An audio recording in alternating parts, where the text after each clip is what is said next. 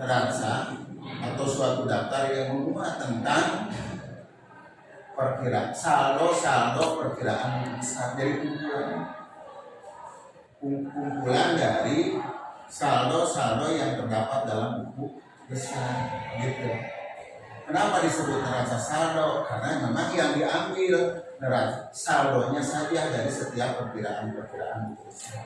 Hanya saldonya saja gitu. Itu yang masuk. Manfaatnya, fungsinya untuk apa? Untuk mengelompokkan perkiraan-perkiraan yang timbul dari transaksi keuangan untuk dijadikan sebagai bahan laporan keuangan. Jadi kumpulan perkiraan-perkiraan yang terdapat di dalam buku besar yang dituangkan dalam bentuk saldo, itulah neraca saldo. Gambarnya sederhana seperti ini. Nomor perkiraan, kalau ada rent, kemudian debit dan kredit. Ini nomor perkiraan, ini nama perkiraan, ini referensi, ini debitnya, ini kreditnya. Ini harus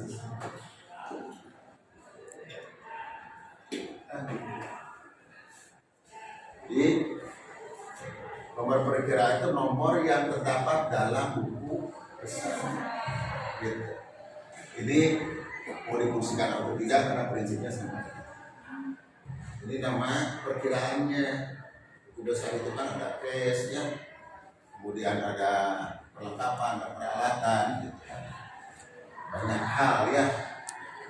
Kemudian debit perkiraan yang saldonya terdapat dalam debit, kredit yang saldonya terdapat dalam kredit. Jadi dimasukkan hanya saldonya saja yang terdapat dalam diposting, ya diposting, dipindahkan dari buku besar ke dalam neraca saldo. Tapi yang dimasukkannya saldonya saja. Saldo debit masukkan ke debit, saldo kredit masukkan ke kredit, maka jumlahnya itu secara otomatis nanti ini jumlahnya itu secara otomatis akan sama antara debit dengan kredit.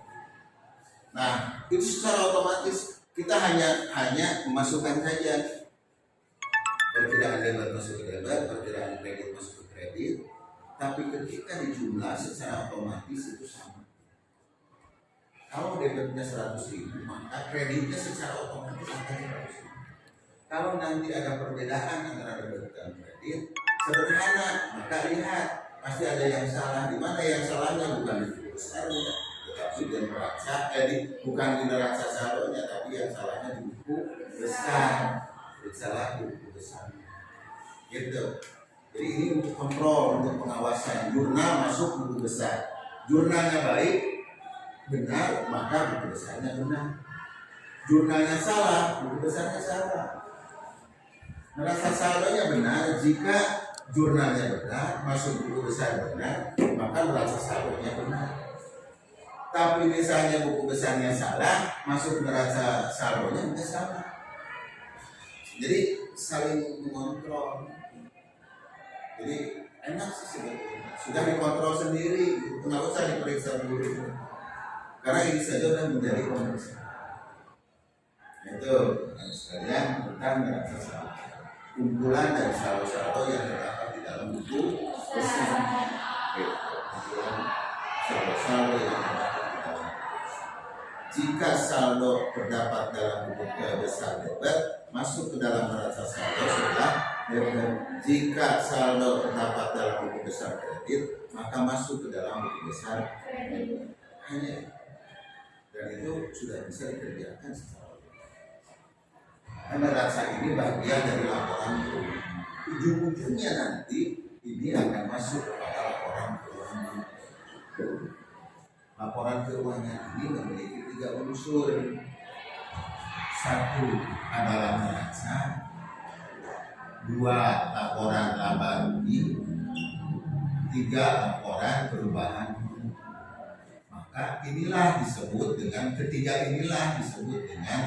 laporan keuangan. Tidak disebut laporan keuangan kalau tidak ada neraca. Tidak disebut laporan keuangan ketika tidak ada laba rugi. Tidak disebut laporan keuangan ketika tidak ada laporan perubahan. Jadi laporan keuangan itu satu kesatuan untuk neraca, rugi laba, perubahan.